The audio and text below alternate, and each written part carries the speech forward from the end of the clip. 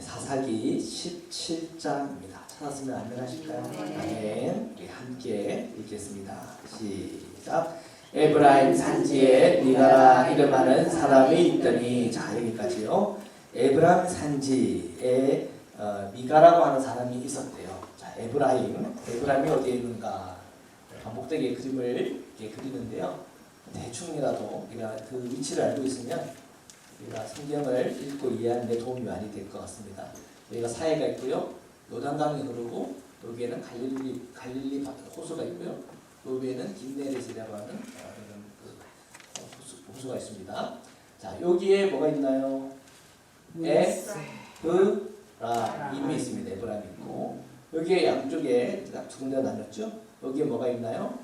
베냐민 있고, 옆에는 뭐가 있죠? 단이 있고요. 여기에는 유다, 그죠? 여기에 시몬 있고요. 여기는 뭐가 있죠? 블레셋이 있고, 그죠? 자, 그 다음에 요렇게 뚝 나눠서 갈릴리 밑에까지 딱 끊어가지고 여기가 남이 므낫세 반지파죠, 이분이. 예. 그 다음에 여기 한 개 여기 변에 있는 게 뭐예요? 아셀이 있고요. 요 밑으로 두 군데 쫙 나뉘죠. 여기가 이사갈 있어요. 그 다음에 여기는 스불론이 있습니다. 여기는 납달리가 있고요. 납달라가 있고 납달리. 네.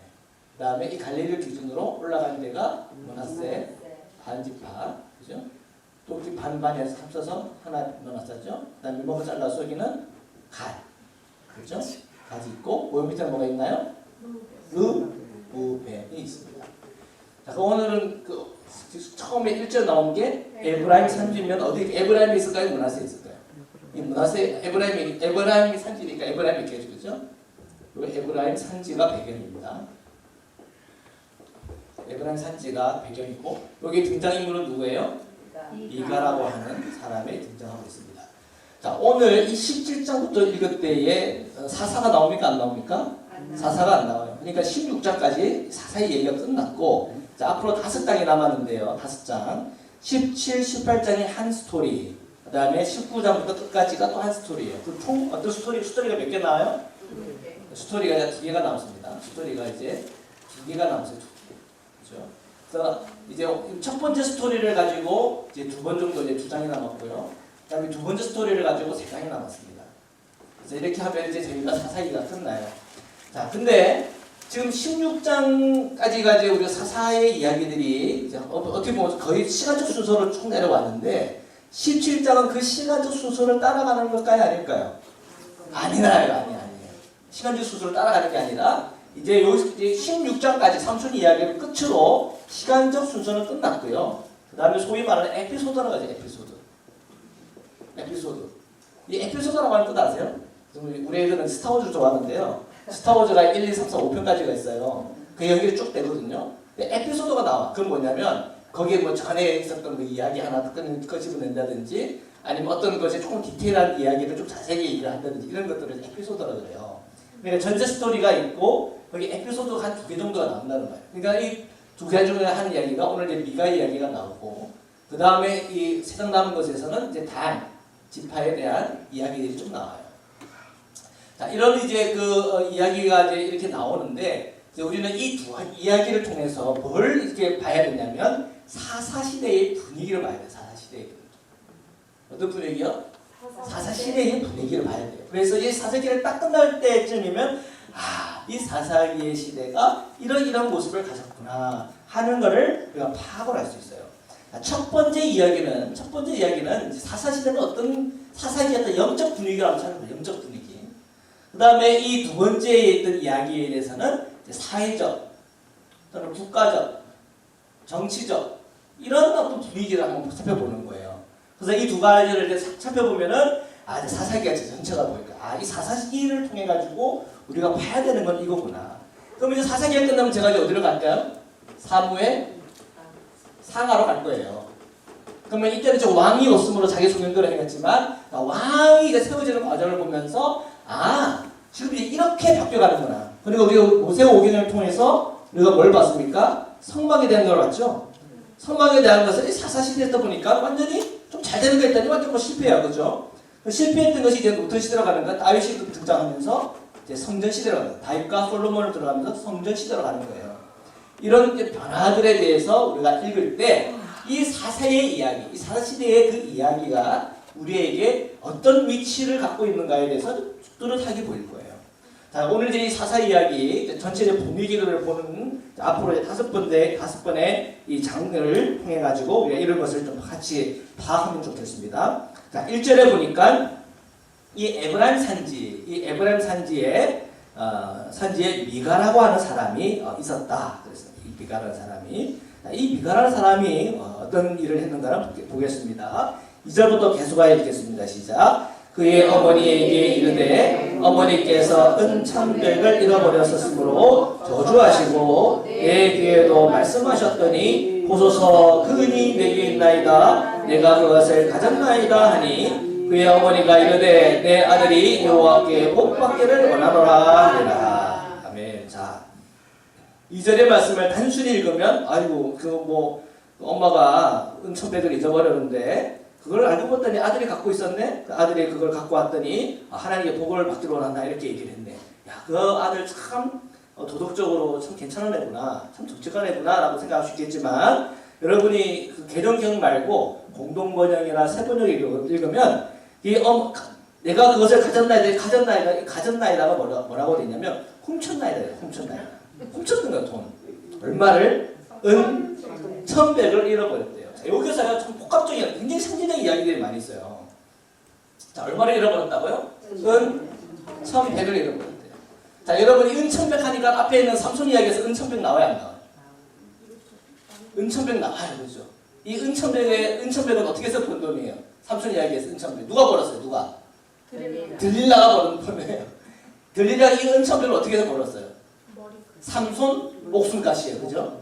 삼손 목숨값, 그죠? 삼손 목숨값으로 은천백을 받았는데 이게 큰 돈이에요, 작은 돈이에요? 아주 큰 돈이라고 그랬어요. 아주 큰 돈. 한 몇 억 되는 돈이에요, 몇 억. 네? 몇 억 되는 돈이에요, 몇 억. 몇 억 되는 돈을 받았단 말이에요. 누가요? 들릴라가. 그래서 어떤 학자들은요, 어떤 그 주석가들은 뭐라고 그러냐면 여기 나오는 어머니가 들릴라가. 이렇게 말하는 들릴라가. 근데 그거는 좀 근거가 좀 부족한 것 같아요. 그래서 깜짝 놀랐어요. 그런 주석이 있어가지고. 들리는 아닌 것 같아요. 들리는 아닌데. 하여튼 뭐 은천백을 팔았는데. 그래서 참 그런 건 있어요. 은천백이라는 게 작은 돈 아니잖아요. 그런데 그 어머니가 이 은천도 몇 억이 되는 돈을 갖고 있었다라고 할 때에 이 은천백을 정직하게 벌었을까요? 아니면은 세상과 연합하고 타협하면서 그냥 이렇게 소유하면서 벌었을까요? 제가 생각할 때는 하나님의 방법대로 이 돈을 이렇게 버는 거푸는 분명히 아닌 것 같아요. 만약 그런 게 있었다면 아마 그 앞에 그런 내용들이 아주 자세히 나왔을 거예요. 야, 이 사사시대에도 이렇게 정직하게 돈을 이렇게 벌었구나 하면서 아마 그게 귀감이 되도록 설명했을 텐데 그런 또 내용들은 안 나요. 아마 자기의 소견대로, 그죠? 자기의 뜻대로 나름대로 어떤 거 이렇게 해가지고 돈 갖기는 해요. 그래서 이 돈이 이렇게 많을 때 이 돈이 어떤 식으로 벌었는지에 대해서는 확실하지는 않지만 조금 찜찜하기는 해요. 어쨌든 간에 이 아들의 행동을 보면 알잖아요. 아들이 이 돈을 어떻게 한 거예요? 훔쳤다는 거 아니에요.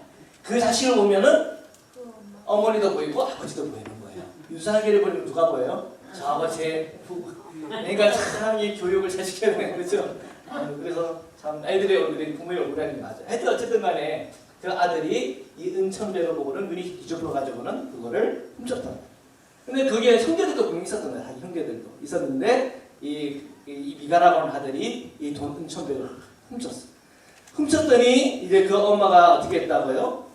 저주를 하는 거예요. 누가 훔쳤는지는 모르고 막 저주를 보면 이 은천백을 가지고 그냥 너는 그 인간은 그냥 벼락을 맞을 것이고 헛되게 될 것이고 그 자녀들은 저주를 받을 것이고 저주를 쏟아 보니까 이 미가가 그 말을 자꾸 저주를 했다 보니까 어떻게 뜨끔했던 것 같아요. 이제 너무 찔리는 거죠. 내가 이 은천백 물론 큰 돈이고 내가 편하게 나중에 살 수 있는 돈이긴 하지만 도둑놈 제발이야 막 속담도 막 나오고 도둑놈 제발. 이 바늘도둑이 소도둑 된다. 엄마랑 어렸을 때도 엄마가 도둑질하는 걸 봤으면 그걸 배워가지고 또 이제 크게 소도둑 되는지도 모르죠. 어쨌든 이 은천백을 어떻게 보내는지는 모르겠지만 분명히 자기 소견대로 보냈을 테고 이 아들도 아마 이제 뭐 엄마한테 배웠든지 누구한테 배웠든지 도둑질을 배워가지고는 이거 훔쳤다. 하여튼 그 어머니는 이제 막 주주를 퍼붓고 있는데 이 도둑놈 재벌처리는 뿐 아니라 그 마음에 어떤 가책이 있었나 봐요. 가책이. 나 인생을 이렇게 살면 안 되겠다라고 하는 가책을 받고는 뭐라고 얘기하는 거예요. 그 은이 내게 있나이다. 실토를 하는 실토를. 그 은이 내게 있나이다. 내게는 그리고는 내가 그것을 가졌나이다. 이거는 뭐 이렇게 번역 이렇게 해서 그렇지 다른 번역에는 뭐라고 했더니 내가 그것을 훔쳤습니다. 이렇게 내가 훔쳤습니다. 이실직고를 한 거지 이실직고를. 그랬더니 그 어머니는 뭐라고 그래요? 야 이놈의 도둑놈의 자식아 됐어요? 그렇게 안 하고 뭐라고 그래요? 내 아들이 여호와께 복받기를 원한다. 기가 막히게 이건 은혜롭다고 해야 될지 이걸 뭐라고 해야 될지는 잘 모르겠어요. 근데 이게 참 보통 부모들은 이게 빠른 게 아닌데 그래요. 참 이걸 제가 해석하기가 너무 힘들었어요. 여호와께 복받기를 원한다. 그러니까 이게 지금 이 어머니도 뭐 어떤 기능이 없냐면 예언자적 기능이 없어요. 예언자적 기능이라는 건 뭡니까? 죄에 대하여, 의에 대하여 뭐 하는 거예요? 책망하는 거예요. 아들이 잘못했을 때 그 잘못한 것에 대해서는 얘기해야죠. 가끔히 얘기해야죠. 회개하고 돌이키면 그 다음에 뭘 해야 돼요? 회복을 시켜주고 그 다음에 뭐예요? 축복을 구해줘야 돼요. 축복을. 이게 뭐예요? 모세의 법입니다. 모세의 법. 모세의 법이 그거예요. 여러분 그 모세 오경을 한번 읽어보십시오. 모든 제사법이라는 게 뭡니까? 자기가 죄를 지었으면 어떻게 돼야 돼요? 거기에 대한 그 속죄제를 드려야 되고 그 다음에 거기에 대한 화목제를 드려야 되고 그죠? 자기가 뭔가 잘못한 게 하면은 속전을 해야 되고 아니, 그런 식으로 해가지고 자기의 죄의 문제를 해결한 다음에 회복이 되고 그 회복되었을 때에 축복을 구해주는 게 이게 뭐예요? 구약의 법이에요. 이게 바로 모세의 법이라는 겁니다. 그런데 이 어머니도 그렇고 지금 분위기가 다 어떻게 가는 거예요? 지금 자기 소견대로 하고 있는 거예요. 그러면 이게 제대로 된 교육입니까? 이렇게 쏙 빠진 게, 이 예언자적 기능이 쏙 빠진 게 제대로 된 교육입니까? 제대로 된 교육이 아니에요. 여러분 자녀들을 키울 때 맨날 축복만 하십니까? 야단 안 치세요? 안 치면 그거 어떻게 해요? 그죠? 잘못해서 잘못했다라고 얘기해야죠. 또 초단의 필요로 초단을 해야죠. 그러면서 아이들이 무엇이 옳고 그른가들을 배워야 되는 겁니다. 그래야지 자기 소견대로 안 사는 거예요. 근데 지금 이런 일이 어마무시한 일이 일어남에도 불구하고 그냥 어머니가 바로 그냥 여호와께 복받기를 원하더라. 이것도 자기 소견대로 하는 거예요. 그러니까 이제 지금 구구절절 볼 때마다 좀 이해가 안 가는 건 왜 이해가 안 가냐면 자기 소견대로 하고 있기 때문에 그래요. 우리는 앞으로 우리 하나님의 말씀이 뭔지를 알고 하나님의 그 원리가 뭔지를 알기 때문에 그런 것들이 보이는 거죠. 어쨌든 이 어머니는 여호와께 복받기를 원하노라 라고 이렇게 얘기를 했어요. 그랬더니 3절 우리 계속하게 읽겠습니다. 시작. 미가가 은천백을 그의 어머니에게 도로 주매 그의 어머니가 이르되 내가 내 아들을 위하여 한 신상을 새기며 한 신상을 부어 만들기 위해 내 손에서 이 은을 여호와께 거룩히 드리노라. 그러므로 내가 이제 이 은을 내게 도로 주리라. 야, 이거 진짜 은혜예요, 은혜. 그러니까 참 이 어머님도 통 큰 사람 같아. 통 큰 사람. 은천백. 이거 어마무시한 돈이거든요. 근데 어떻게 보면은 그 나머지 형제들은 얼마나 또 기분 나빴을까 싶은 생각도 들긴 하는데 어쨌거나 보니까는 공의롭지는 않은 것 같아요. 정의롭거나 공의롭지는 않은 것 같지만 통이 크고 참 배포가 크고 참 놀라운 그런 어떤 또 그런 걸 갖고 있는 사람이에요. 이 은천백을 그냥 주었더니 그냥 다 도로 너가 가져가라.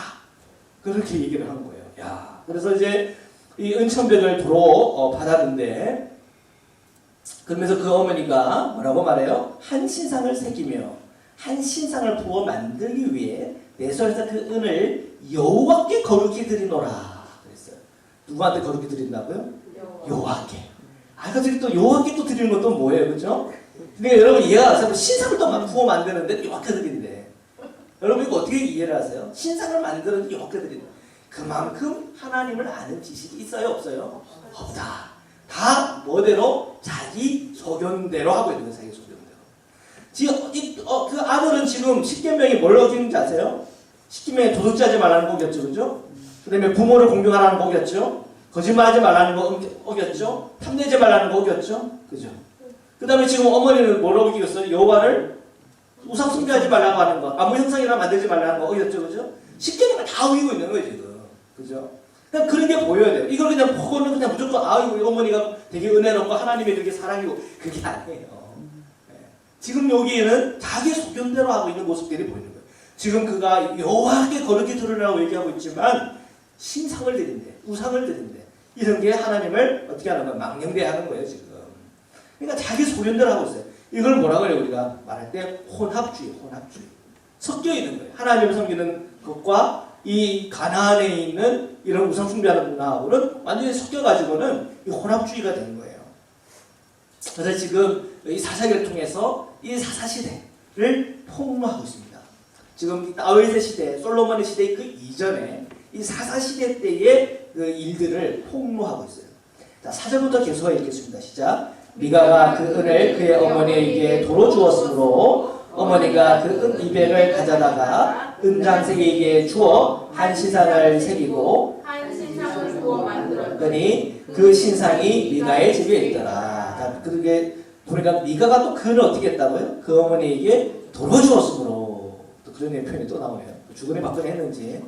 하여튼 어머니는 그 1100 중에서 200, 은 200을 갖고 와가지고 뭐 만들었다고요? 신상을 새기고 신상을 부어 만들었고 그 신상을 미가의 집에다가 뒀어요. 그죠?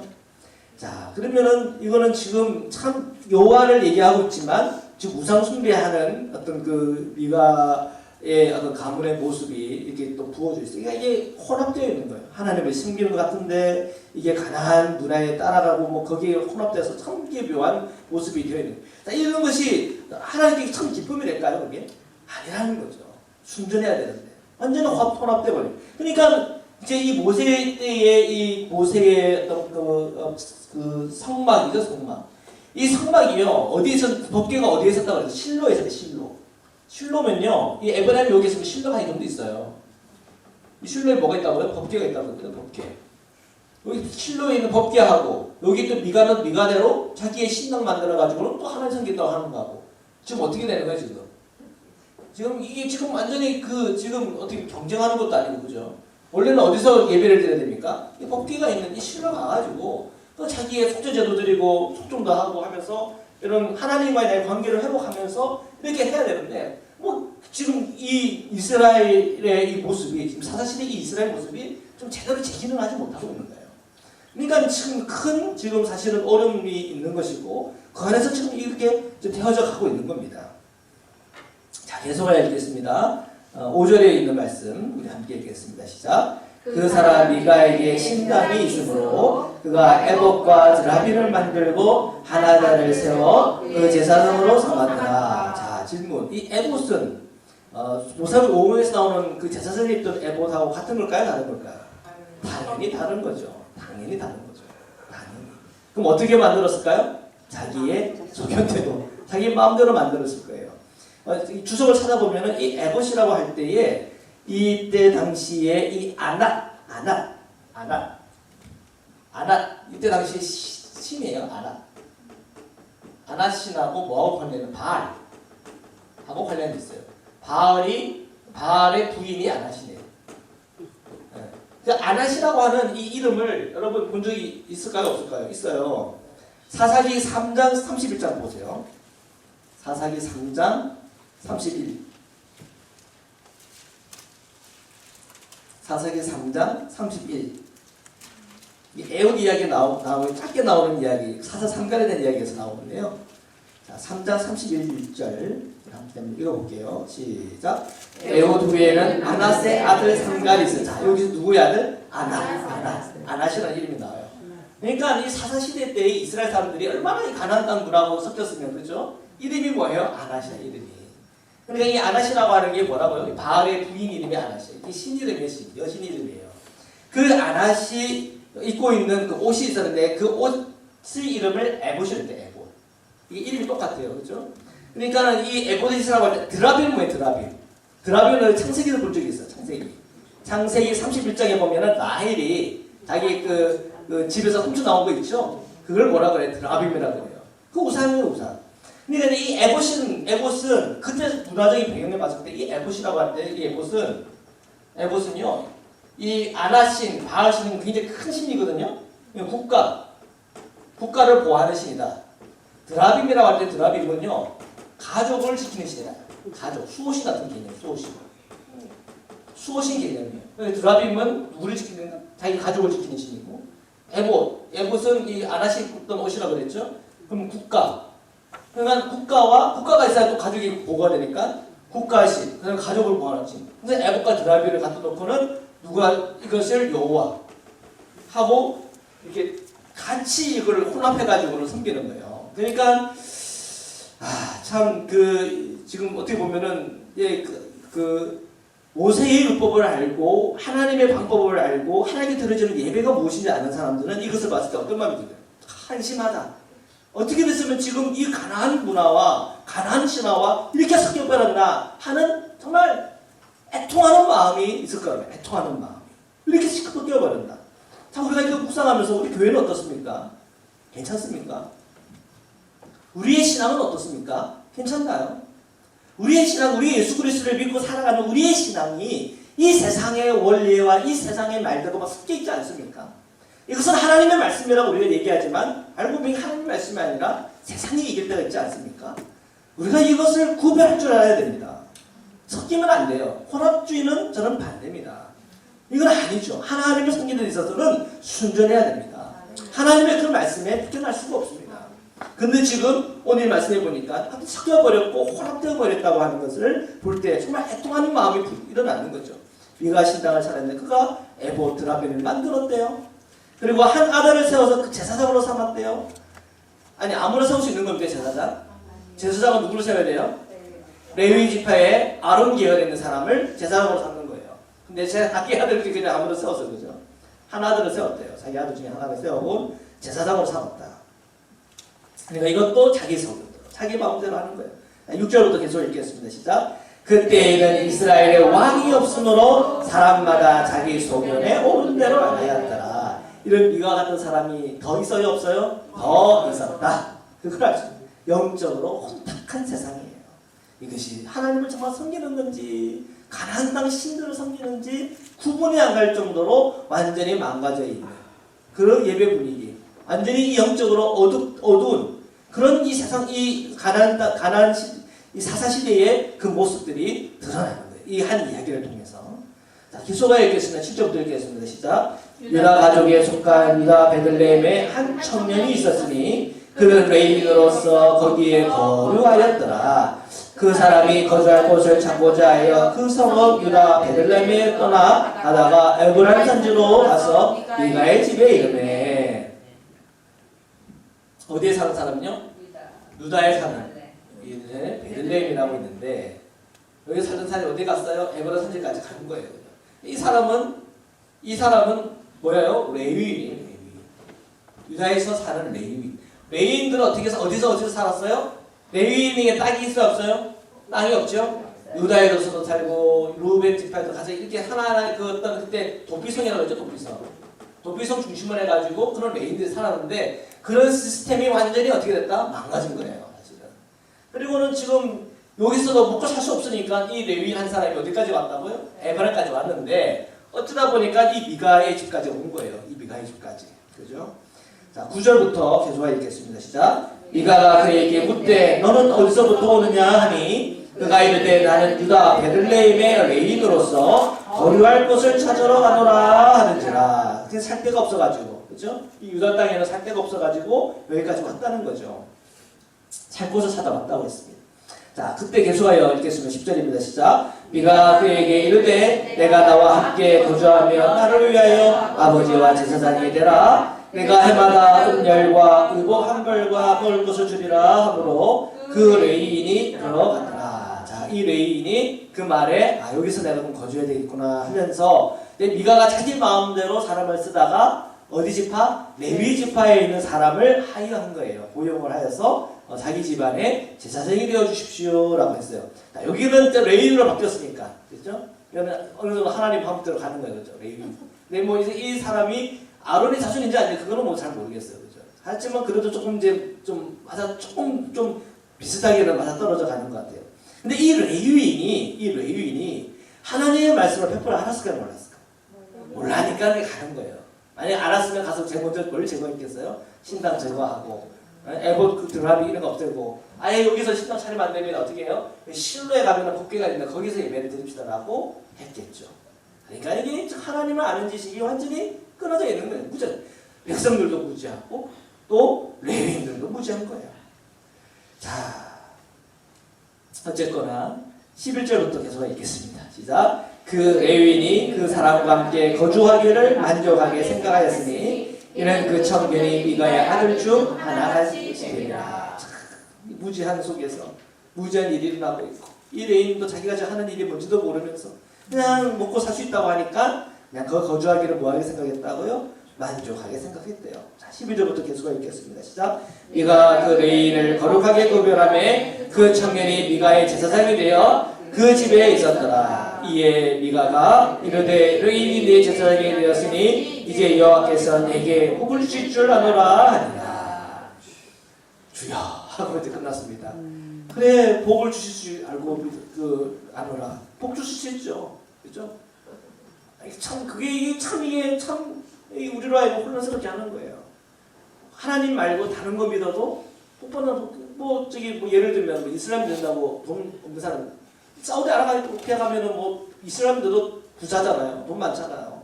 그런 사람 어마무시하게 많아. 뭐 무당집에 들락달락하는 사람들 정치 권력자들도 많고 힘 있는 사람도 많고 부자들 많아요. 단순히 우리가 이 세상에서 잘 먹고 잘 사는 게 복인가요? 그게 아니라는 거예요. 우리가 이 세상은 단순히 잘 먹고 잘 사는 게 복이고 이 세상에서 그냥 권력을 누리고 살아가는 게 복이다. 아니에요.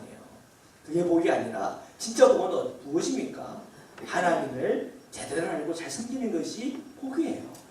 여호와를 아는 것이 너희의 복이니라. 네, 하나님을 아는 게 복인 거죠.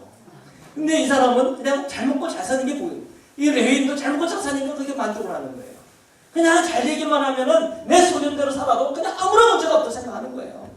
근데 이것이 굉장히 큰 영적인 위기가 되는 것이죠.